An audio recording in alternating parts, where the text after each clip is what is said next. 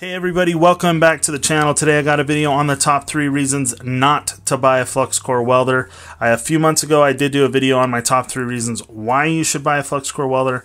Now I'm just offering 3 reasons to maybe reconsider buying a flux core only welder as your first welder. So we're going to start with my third reason and work all the way down to my number 1 reason why you should maybe reconsider picking up a flux core welder as your first welder. And so my number 3 reason is just all the extra time that it takes to clean up your workpiece after you're done welding. If you use the correct polarity and use anti-spatter spray and you get your settings really dialed in really well, you can make up for a lot of those problems with spatter and just kind of overall ugly welds. But there still is always going to be a little bit of spatter that you need to clean off, whether it's with a wire brush or grinding it off. Even if the workpiece that you're welding on isn't necessarily going to be seen or doesn't need to look pretty, there is always going to be slag on it that has to be cleaned off. No matter what, there is going to be cleaning involved. And then just in general, the flux core welds just don't quite look as nice as like a good MIG weld or especially a TIG weld. Like I said, you can make up for some of this stuff with like really accurate settings, anti-spatter spray, obviously using the correct polarity so that you can even get decent penetration. Overall, for most people, I'm sure there's going to be somebody out there that's like, I can make a flux core weld look just as good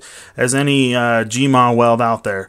And you know, that might be true, but I can definitely lay down some pretty nice looking flux core welds, but they just typically don't look as nice as a good gas shielded solid wire weld. So my number 2 reason is that it's just much easier to master or much easier to learn flux core welding or just wire feed welding in general. You might be like, well, why is that a reason not to buy a flux core welder? And I guess the reason why, I've not really developed this opinion entirely on my own. I've kind of seen some other guys say it. It's made a lot of sense to me because I experienced the same thing. I started off with flux core welding with a little Century FC90. I got to the point to where I could lay down an okay looking bead. I could glue metal together pretty well. I was pretty happy with it, and then I decided to go out and buy a stick welder so I could learn how to do stick welding. And I just found it so much more frustrating having to actually strike the arc and then hold it and then lay down the bead and the drag angle and making sure you're feeding the rod in and all that stuff. It's so much more to think about than just keeping that contact to work distance and getting the settings right. It's just a lot more involved. If I haven't said it already, the reason why that is a bad thing is because I just got frustrated with stick welding and I really don't do it anymore. I hardly ever even try stick welding, and it's just frustrating for me because it's just so much easier just to pull out the wire feed and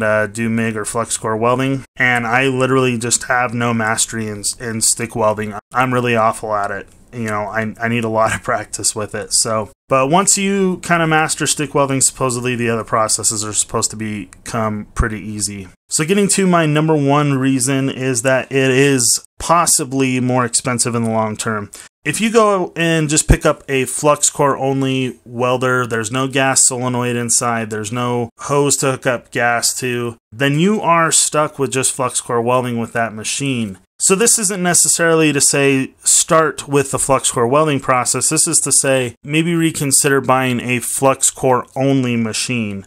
You know, if you want to start with just some flux core wire and buy a machine that is gas capable, there's definitely nothing wrong with that, and that would not necessarily fit in this. This is just to say that, like, for me, for example, I bought a flux core only machine, and after I decided I really liked doing it and I wanted to try out different processes and start doing some MIG welding and developing my welding skills a little bit, I ended up spending another $180 on a stick welder that I never use because I really have a hard time with it. And then I ended up going and spending like another $400 on a multi-process welder that I could do stick, TIG, MIG, and flux core on. And I've just got 3 welders that sit around in there when I only really need 1 welder. So if I would have just started off with a welder with a gas hookup and a solenoid within the machine, then I could have saved myself a whole bunch of money. Maybe I would have spent more money up front, like the whole $400 I paid for the multi-process, but I would have saved myself,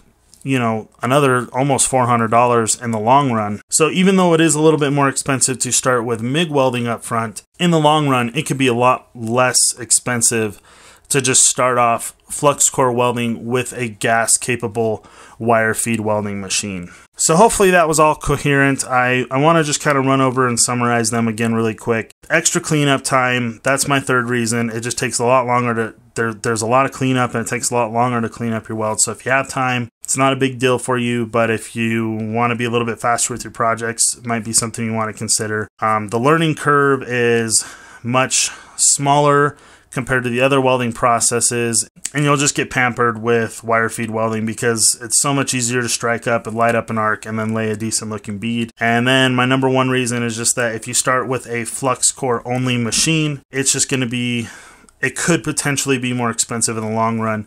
Now, I'll, kind of mention that if you think that that's literally all you're ever going to do, you've got a little farm or homestead deal going on, and you're like, I've got this broken fence, I just want to fix this broken fence real quick, maybe weld up this trailer tongue, or just like simple things like that, little things where you're like, I really don't care what it is, I don't care how long it takes, I just want the capability to fix things, which was my attitude in the beginning. Then that makes sense, but definitely you should still consider maybe just picking up a gas-capable wire feed welding machine in case you ever did want to go there. I like flux core welding. I still do it on occasion. I've welded up a few projects flux core recently. When I want to try to do nicer looking fab jobs, when I'm building like this dump trailer that I've been working on for freaking almost 2 years now, and I want the welds to look a little bit nicer, and I want to be a little bit faster and not have so much to clean up, then the MIG welder is definitely the way to go. Anyway, guys, I really appreciate you watching. I hope you'll go down and give me a big thumbs up, and also consider subscribing if you haven't already. I really appreciate you watching my video. We'll see you on the next one.